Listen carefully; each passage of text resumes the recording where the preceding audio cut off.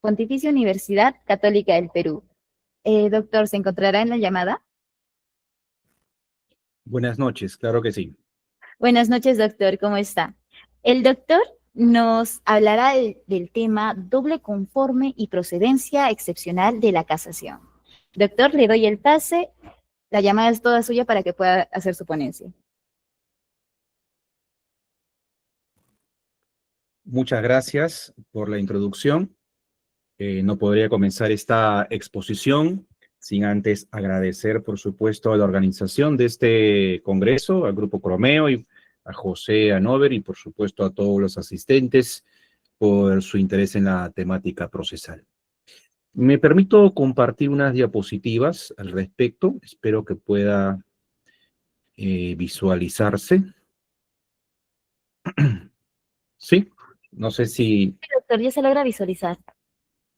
se ve. A veces si lo comparto en pantalla completa parece que se pierde, así que mejor lo voy a dejar ahí. Perfecto, doctor, no se preocupe. Muy bien.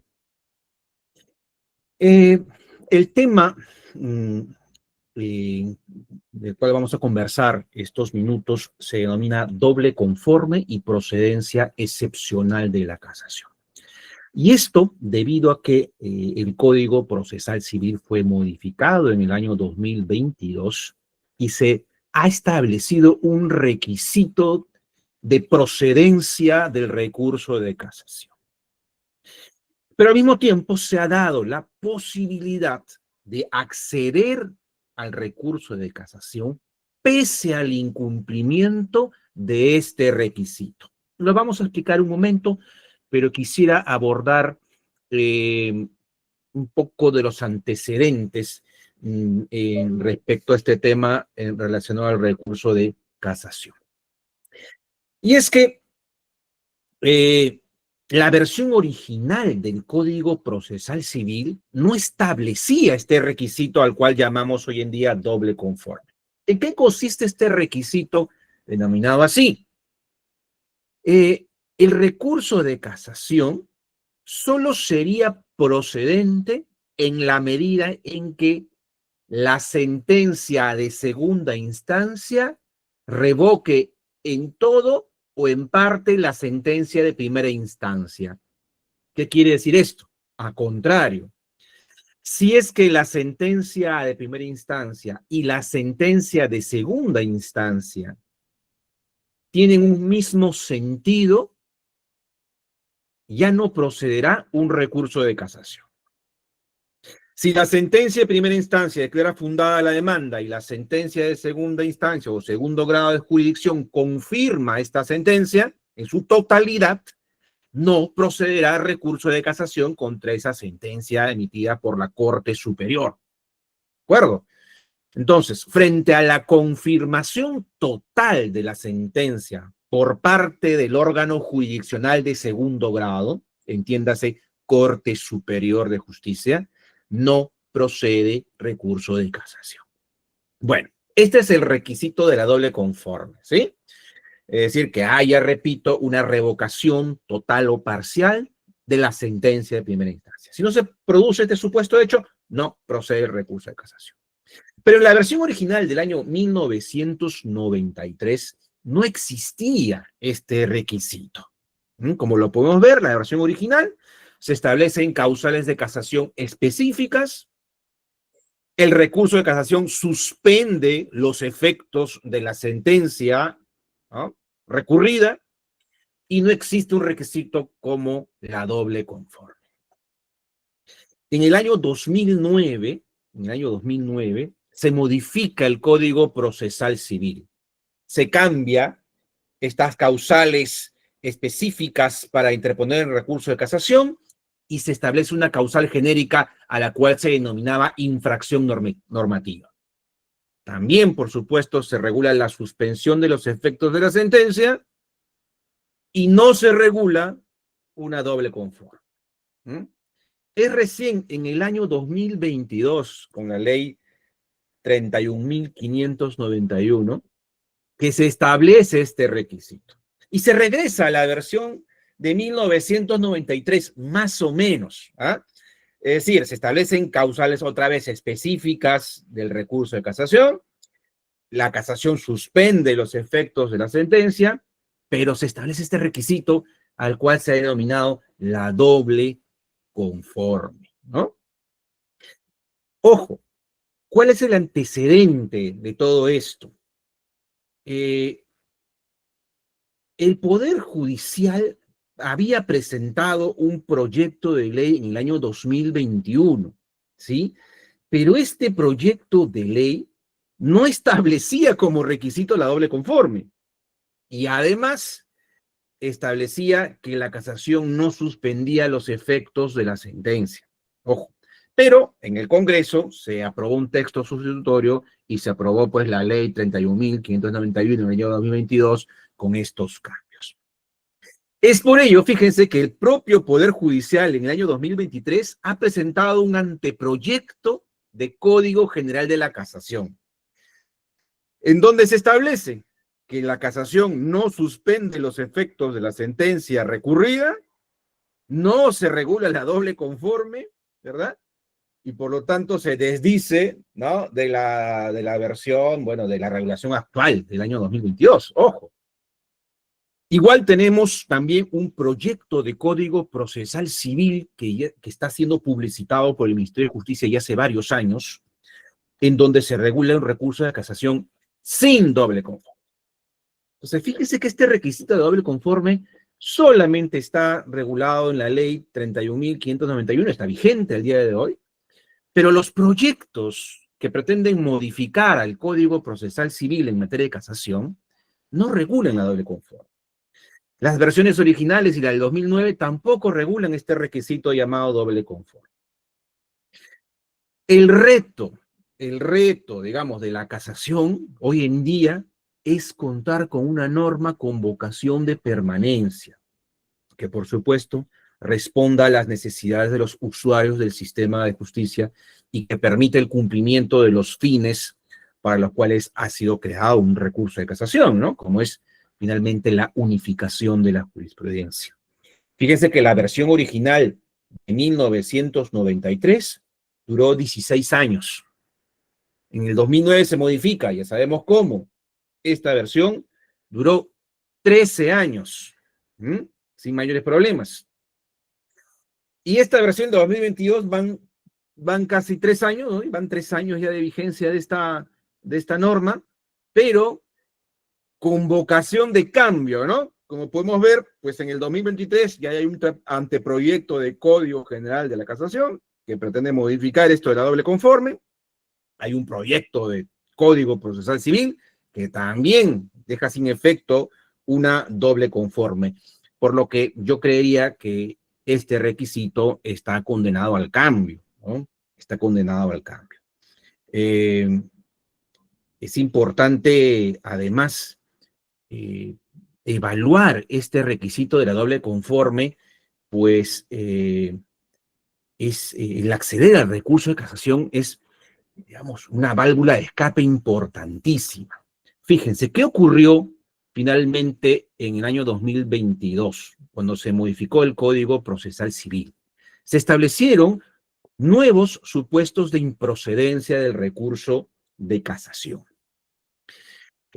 Algunos nuevos, algunos un poco repetitivos del código original en su versión del año 2009, ¿verdad? Y la versión original también, pero se establecieron algunos nuevos supuestos de improcedencia. Y en particular se regula la procedencia del recurso de casación en el artículo 386 del Código Procesal Civil. Y se establece entonces que solo procede el recurso de casación si es que este recurso está dirigido, uno, contra autos y sentencias expedidos por la Corte Superior. Esto es clarísimo, es algo que ya existía en las versiones anteriores del Código Procesal Civil.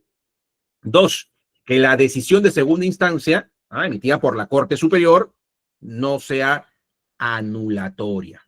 También esto queda claro, porque si es anulatoria la decisión emitida por la Corte Superior, el proceso no ha concluido y por lo tanto no procedería un recurso de casación, sino el reenvío al juez de primera instancia. Se establece una cuantía, ¿no?, para acceder al recurso de casación, que no sea mayor a 500 URPs, que realmente es reiterativa, porque si es menor a 500 URPs, el caso se iniciaría ante un juez de paz letrado, la apelación llegaría a un juez especializado, a un juez civil, y entonces esa decisión no podría ser objeto de recurso de casación por el primer requisito, que solo procede contra autos y sentencias expedidos por las Cortes Superiores, por las salas superiores. Entonces, el tema de la cuantía, si es que estamos hablando de la cuantía del proceso y no de la cuantía condenada en la sentencia, entonces es reiterativa. Y por último, este requisito del cual estamos hablando, ¿no? Se establece en este artículo 386, modificado en el año 2022, que solo procederá el recurso de casación cuando la decisión de segunda instancia revoque todo o parte. Esto es el requisito de la doble conforme, ¿no? Que es un límite bastante amplio, cuyo objetivo, según la exposición de motivos, era reducir la cantidad de casos que pudiese conocer la Corte Suprema para poder cumplir con su función, ¿no? ¿Cuál es la función de la Corte Suprema? Unificar la jurisprudencia.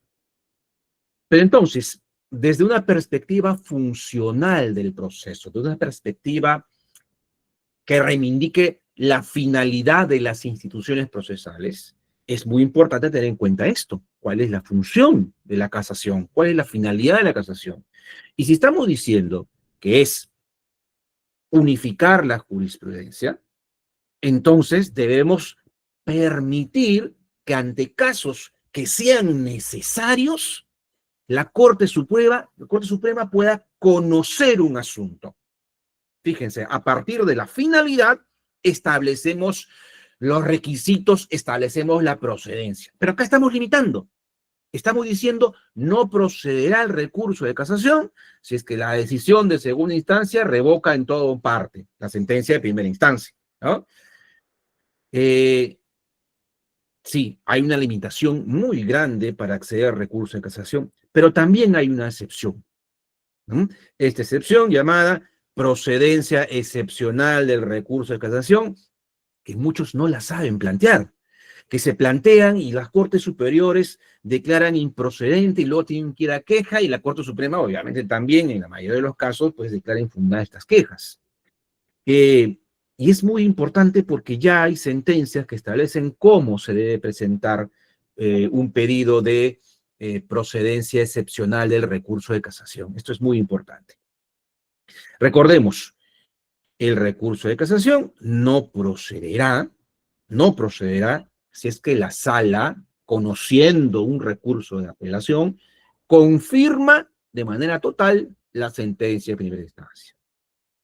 Y sí procederá si la sentencia emitida por la Corte Superior, por la Sala Civil, conociendo un recurso de apelación, revoca todo o revoca en parte. Ojo, revoca en parte también.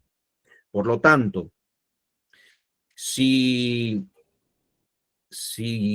la sentencia de primera instancia, por poner un ejemplo, declara fundada la demanda, y ordena el pago de 100.000 soles o de $100.000, 500.000 soles, y luego en segunda instancia se revoca en parte y dice, bueno, no se va a condenar al pago de 500.000 soles, sino solo al pago de 300.000 soles. Pues se está revocando en parte. Esto implica que se pueda acceder al recurso de casación. Pongamos otro ejemplo. Si se plantean dos pretensiones, una pretensión principal o dos pretensiones principales, y se declara fundada la principal y también digamos así, imagínense ustedes un accesorio, condicional, cualquier otra, con dos pretensiones, se declara fundadas ambas pretensiones, y cuando apela el demandado, la Corte Superior confirma la pretensión principal y revoca la segunda pretensión, ¿qué ha pasado acá? Ha revocado en parte también la sentencia, ¿sí? Se podrá entonces también acceder al recurso de casación, porque la norma no hace distinción. Basta que haya existido una revocación parcial de la sentencia como unidad, con independencia de las pretensiones y de las partes, para que podamos acceder al recurso de casación. Por lo tanto, a contrario, solo será improcedente el recurso de casación si se cuestiona una sentencia emitida por la Corte Superior que conoce un recurso de apelación y confirma de manera total la sentencia de primer grado. ¿De acuerdo? Muy bien, y esto pasa a menudo. Y entonces tenemos que preguntarnos, ¿cómo cumplimos, cómo podemos cumplir con la finalidad del recurso de casación, que es unificar la jurisprudencia? Es decir, ¿cómo podemos permitir que se cumpla con este o se satisfaga este interés casacional, ¿no? Así lo podemos llamar, que no es otra cosa que el desarrollo de la doctrina jurisprudencial. ¿Qué cosa es la doctrina jurisprudencial? No es otra cosa que el criterio contenido en una o muchas sentencias respecto a algún aspecto jurídico relevante. ¿De acuerdo? Que puede existir esta doctrina jurisprudencial en un precedente vinculante, como puede existir en un conjunto de sentencias que no son vinculantes, pero que se establece, ¿verdad? Que marca una pauta que deben seguir todos los jueces. Y entonces el interés casacional consiste en este desarrollo, ¿no? En unificar la jurisprudencia, en desarrollarla, lo que implica o puede implicar tres cosas. Uno, donde no existe doctrina jurisprudencial, crearla. ¿De acuerdo? Pues existen un sinnúmero de sentencias, todas distintas, no digo contradictorias, pueden ser contradictorias, pero pueden ser diferentes, ¿no? No existe, o por vacío, no existe un desarrollo sobre un punto jurídico relevante, sobre un aspecto normativo, la interpretación de la norma o la aplicación, etcétera. Y entonces es relevante para resolver las controversias que se cree esta doctrina jurisprudencial. Y entonces será de interés de la Corte Suprema, será de interés de los justiciables que se unifique la jurisprudencia, que se cree un criterio a efectos de resolver casos semejantes, ¿no? Pero también sirve, también es interés casacional el modificar la doctrina jurisprudencial existente. Y es que la doctrina jurisprudencial puede evolucionar, ¿sí? Puede existir doctrina jurisprudencial, es decir, un criterio que no sea el más adecuado, porque a partir de su aplicación se demostró que es mejor modificarlo. Y entonces es también importante, es interés casacional, modificar, ¿no? Modificar este criterio jurisprudencial existente en la actualidad, ¿no? Y efectivamente han habido muchos casos donde se ha modificado, ¿no? Inclusive tenemos plenos casatorios, ¿no? Que han modificado los plenos casatorios precedentes. Y entonces es perfectamente posible, ¿no? Modificar el interés casacional, perdón, el criterio jurisprudencial, la doctrina jurisprudencial preexistente. Y por último, también forma parte del desarrollo de la doctrina jurisprudencial el proteger la doctrina jurisprudencial existente. ¿Por qué? Porque ya existe un criterio jurisprudencial contenido en diversas sentencias o inclusive en plenos casatorios vinculantes que deben proteger, porque se ha emitido una sentencia que contradice esa línea jurisprudencial, que contradice un pleno casatorio. Y entonces es interés, ¿verdad?, casacional, el proteger esa línea jurisprudencial. Porque es buena, porque está comprobadamente buena, es aplicable a diversos casos y no hay ningún inconveniente, ¿verdad?, ni agravio a las partes en su. ¿Sí? Entonces, desarrollo de la doctrina jurisprudencial implica crear, modificar y proteger esa línea, ¿verdad? Esa línea ese criterio jurisprudencial existente. Muy bien.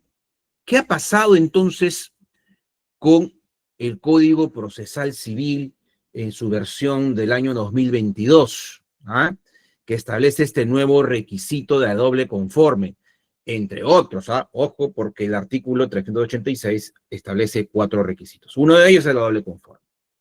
Y es que se ha regulado una procedencia excepcional. Se dicen, es improcedente el recurso de casación, pero es procedente excepcionalmente en estos casos. ¿Cuáles? El artículo 387 dice, otra vez, excepcionalmente es procedente el recurso de casación en casos que no se cumpla el artículo 386, y hemos visto cuáles, ¿verdad? Estos requisitos.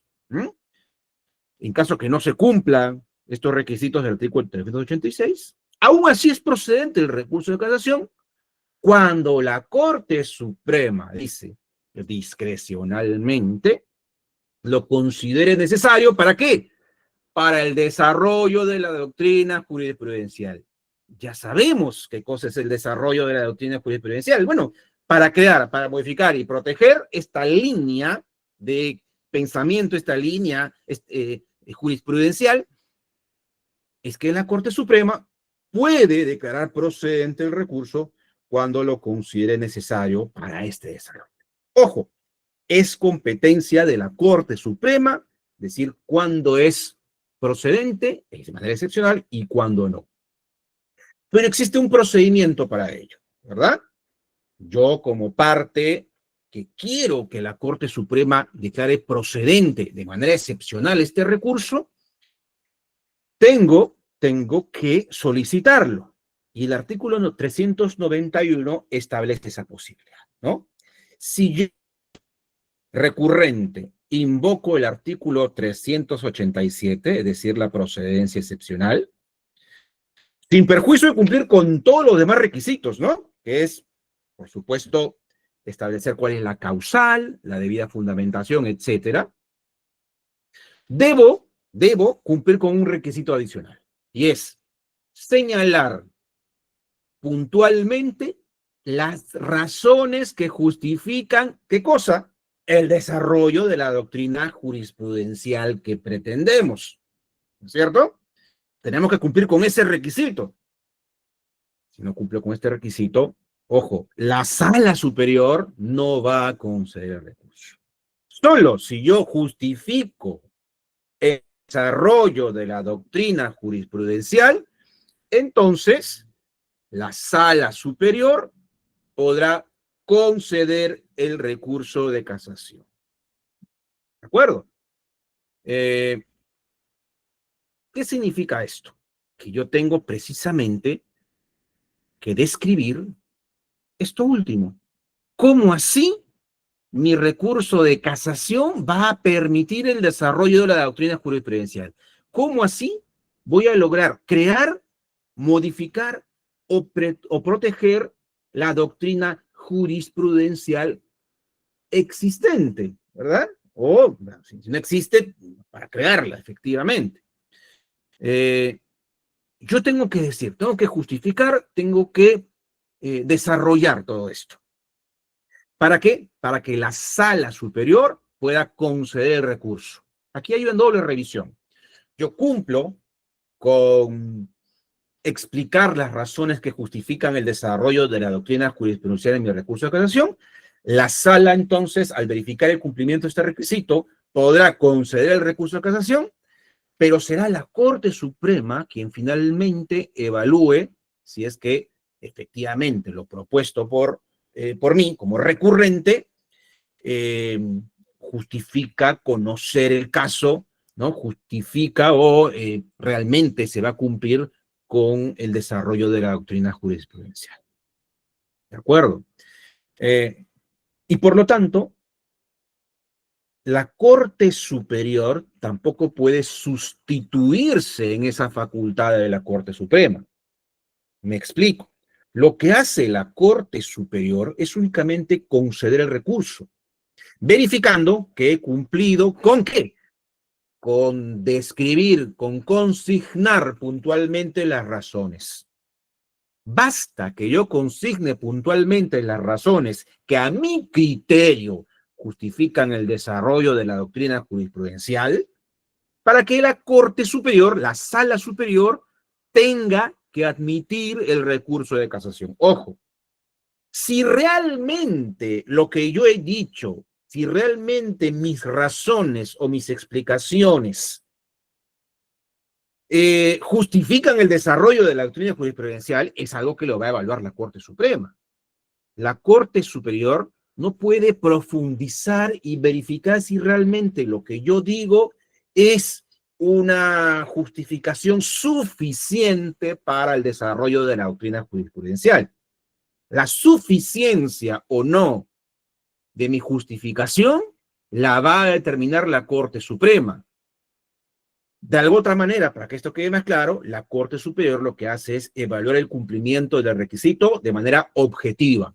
Si yo tengo en mi recurso de casación un apartado en el cual explico, ¿verdad?, las razones que justifican el desarrollo de la doctrina jurisprudencial, he cumplido con el requisito para que la Corte Superior admita el recurso, conceda el recurso. Será la Corte Suprema quien evalúe si esto efectivamente es así.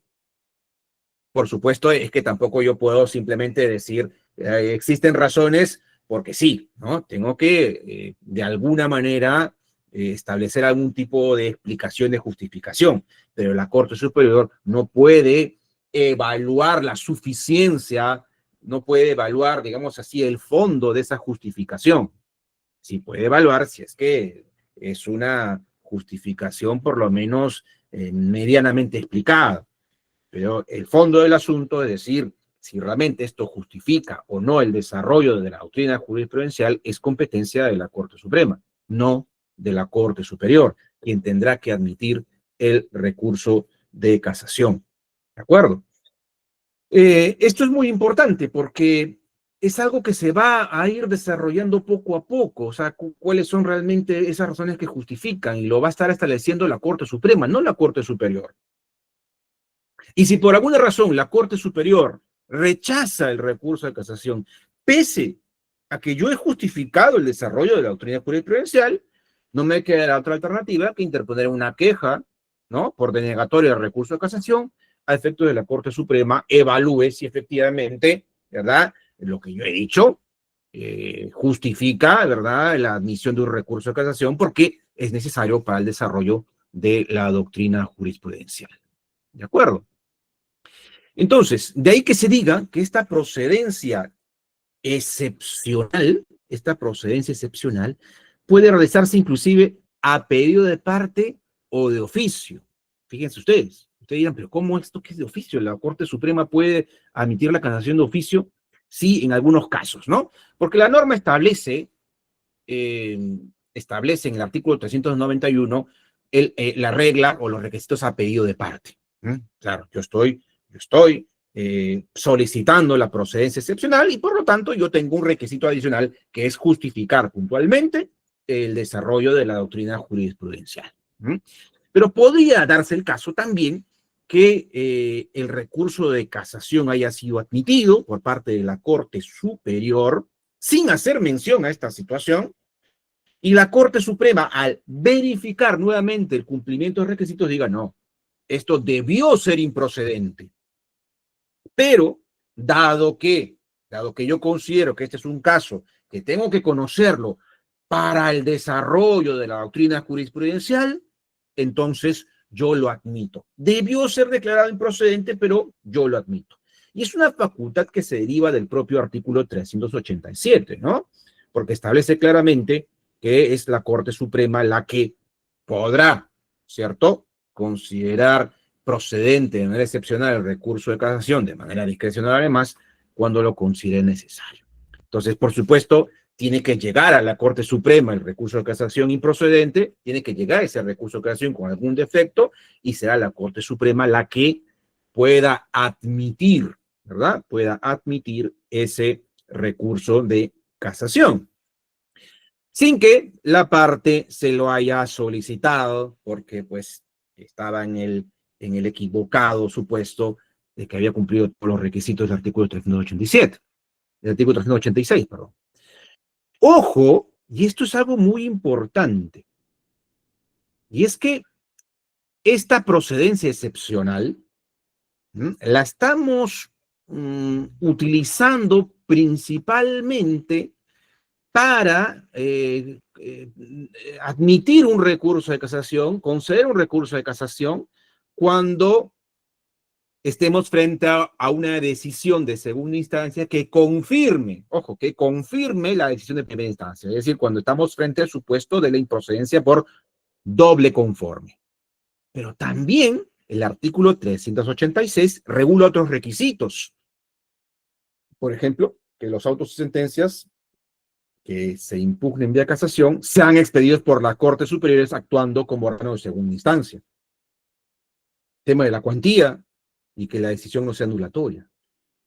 Y la norma de procedencia excepcional establece que la Corte Suprema puede conocer vía casación esto en los casos en que no se cumpla el 386. O sea, todos estos requisitos, no solo la doble conforme. ¿Qué quiere decir esto?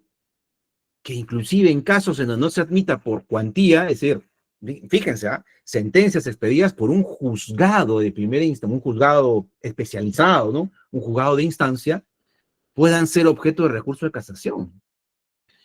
Esto todavía no se ha visto, pero en teoría la norma lo permitiría. ¿Sí? O, claro, temas de cuantía, temas de sentencias expedidas por un juzgado, ¿no? Podrían ser objeto de recurso de casación siempre y cuando permitan el desarrollo de la doctrina jurisprudencial. Pero ¿cómo debo hacer yo? Es la pregunta. ¿Cómo debo hacer yo? Esto es lo más importante, para justificar, porque me piden justificar el desarrollo de la doctrina jurisprudencial. Pues, ¿cómo lo justifico? No basta hacer un desarrollo general, ¿no? Porque es importante, porque de esta manera, no vale esto, no vale. Quizá con ello la Corte Superior pueda conceder, pero la Corte Suprema va a declarar improcedente el recurso de casación. Hay ya varias sentencias en las cuales se han establecido algunas pautas que yo debo señalar. Fíjense, si lo que es relevante para la procedencia excepcional es el desarrollo de la doctrina jurisprudencial, pues vayamos a justificar ello en ese sentido. Sabemos que el desarrollo de la doctrina jurisprudencial implica crear, modificar y proteger. Entonces, si lo que alegamos es que es necesario crear doctrina jurisprudencial y por ello es importante que la Corte Suprema conozca de mi recurso de casación, yo debo entonces justificar esa necesidad de creación de doctrina. ¿Por qué? Por inexistencia de esta doctrina jurisprudencial al caso concreto. O sea, no existe esta doctrina jurisprudencial. Si no existen un sinnúmero de sentencias, ¿verdad? Todas contradictorias, puede ser el caso, todas distintas, que no hay una línea o criterio judicial al respecto para resolver un determinado conflicto o para establecer algún problema jurídico, ¿no? Normativo. Y por lo tanto, yo debo, uno, justificar y, ojo, y demostrar. ¿Qué tengo que hacer? Adjuntar, por ejemplo, una serie de sentencias contradictorias sobre el mismo punto jurídico, ¿no? Sobre el mismo supuesto de hecho normativo, sobre la situación que incide, por supuesto, en el resultado del proceso.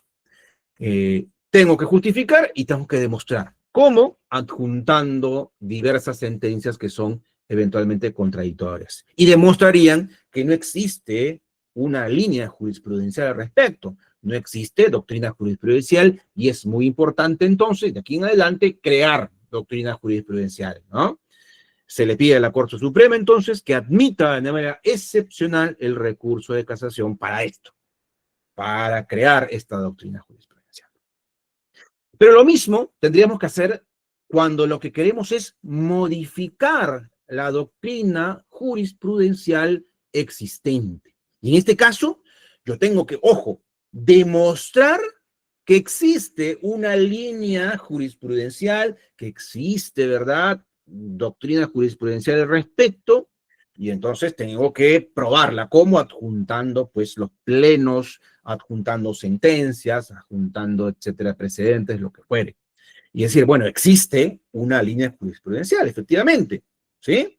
Pero tengo que además establecer por qué tengo que modificar, por qué tengo que modificar esa línea jurisprudencial preexistente, por qué debe ser modificado y por qué esto incide, por supuesto, en el caso concreto. Esto de la incidencia es muy importante, ¿no?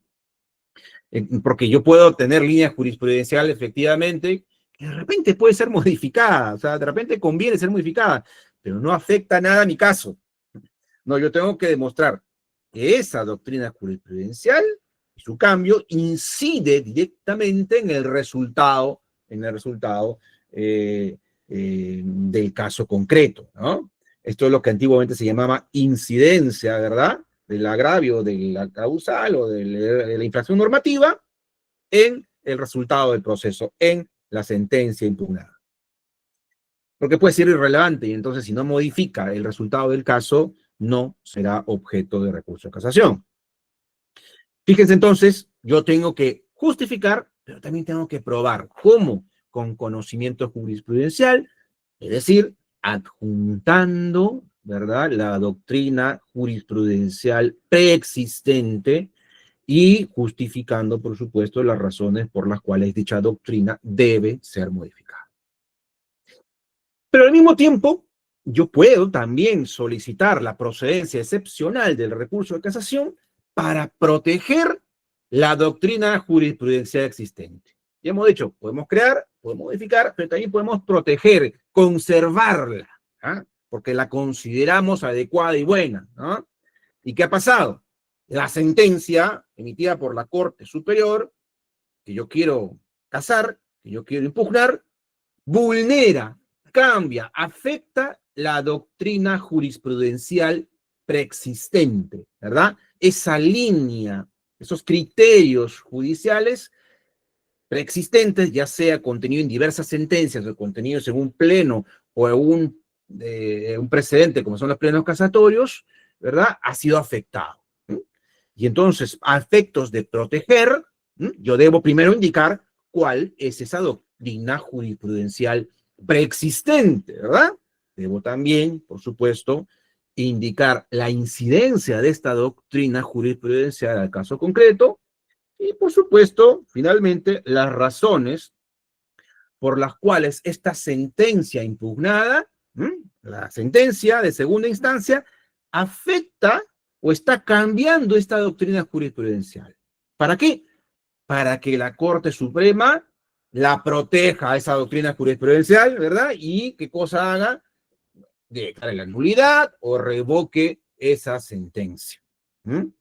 Porque está afectando una doctrina jurisprudencial que sí es adecuada, que sí funciona, que sí resuelve los problemas, ¿verdad?, jurídicos de los justiciables. Y por ello, la Corte Suprema considera importante mantener y proteger. Fíjense entonces que no basta una mera alegación, ¿sí? No basta una alegación de desarrollo de la doctrina jurisprudencial. Es muy importante también probar, demostrar, ¿sí? Demostrar que esa doctrina jurisprudencial necesita ser creada, necesita ser variada, ¿no? Modificada o finalmente protegida. Probablemente la Corte Superior pueda admitir el recurso de casación y concederlo, pero si no cumplimos con estos requisitos de justificar y probar la creación, modificación o protección de la doctrina jurisprudencial, entonces es muy probable que la Corte Suprema no entre a ver el fondo del recurso de casación. ¿De acuerdo? Dicho esto, agradezco mucho la atención prestada, ¿no? Y quedo a su disposición para cualquier pregunta que tuvieran a lugar realizar. Muchas gracias. Muchísimas gracias a usted, doctor. Por parte de nuestros asistentes y del Grupo Cromeo, le agradecemos que haya aceptado la invitación a este evento que hemos realizado. Esperamos contar con usted en próximos eventos, claro que sí. Quedamos en comunicación y esperamos que tenga muy buena noche. Muchísimas gracias.